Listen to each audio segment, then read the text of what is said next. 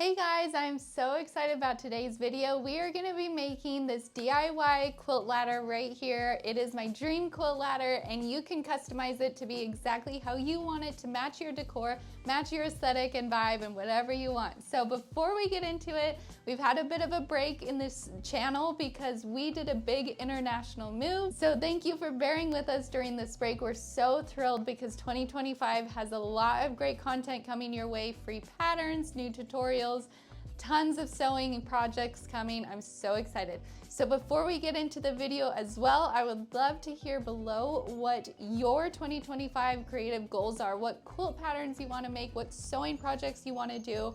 I'd love to hear your creative ambitions for the year, and I will put mine below as well so you can see what I'm going to be up to this year. So without further ado, let's get into the video.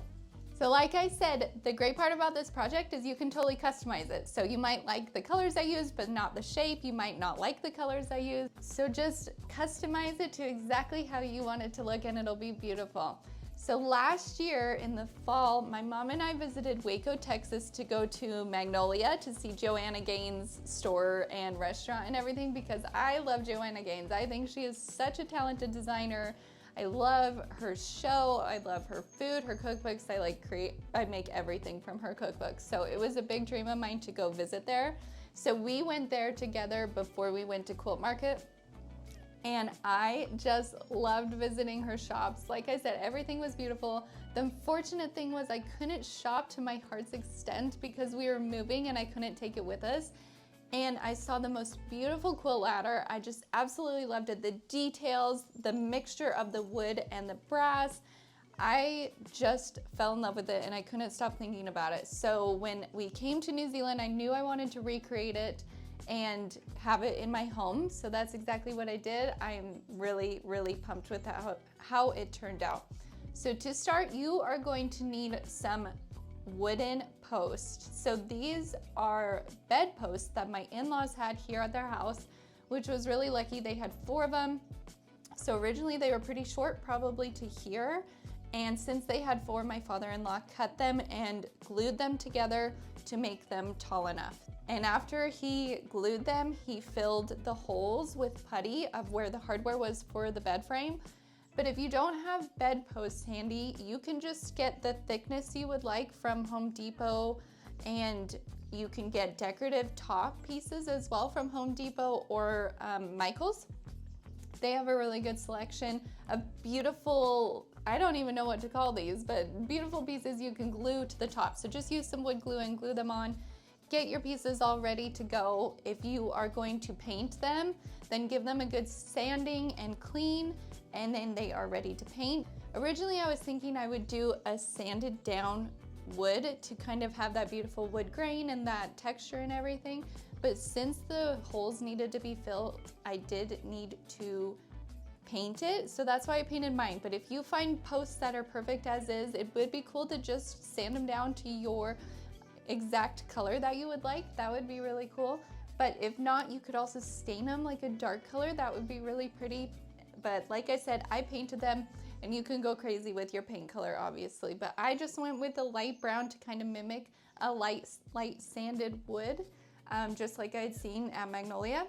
So once mine were all sanded and cleaned, I gave them 2 coats and let them dry, and then I sanded around the edges to give them a nice texture and kind of give them like an antique look that they'd been lived in, kind of been around for a while. You are also going to need some towel rails or some dowel rods, whatever you prefer. These towel rods I found at Mitre 10, which is the Home Depot of New Zealand and Australia. You could probably also find these at Michael's. I think I've seen similar things, but definitely Home Depot would have them.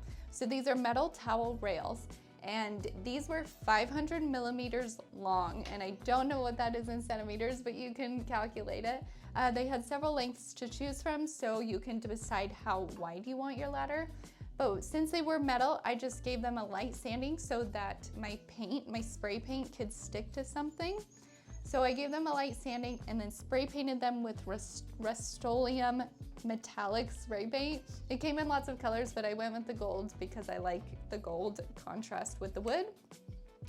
And you spray paint them, let them dry, comes together really fast. Then what you're going to do is lay your posts down and get them as straight as possible.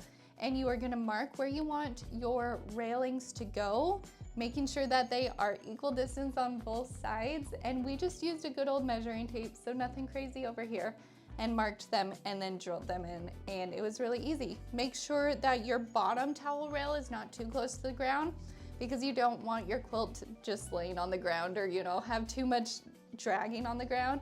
So maybe even get a quilt and bring it out with you to decide where you want it.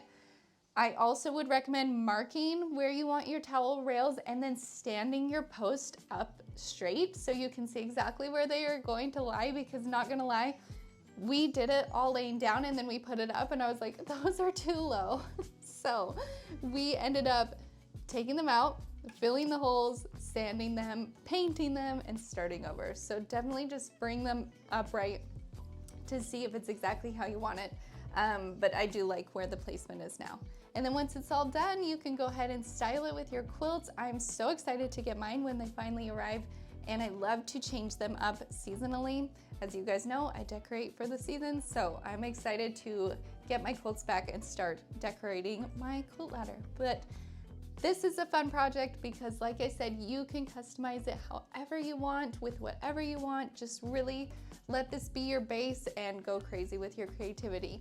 So thank you so much for watching today's video. Like I said, please leave in the comments below what your 2025 goals are and what you want to sew. I would love to see, and I'm excited to show you what we have in store this year. So thanks for being here, and I'll see you later.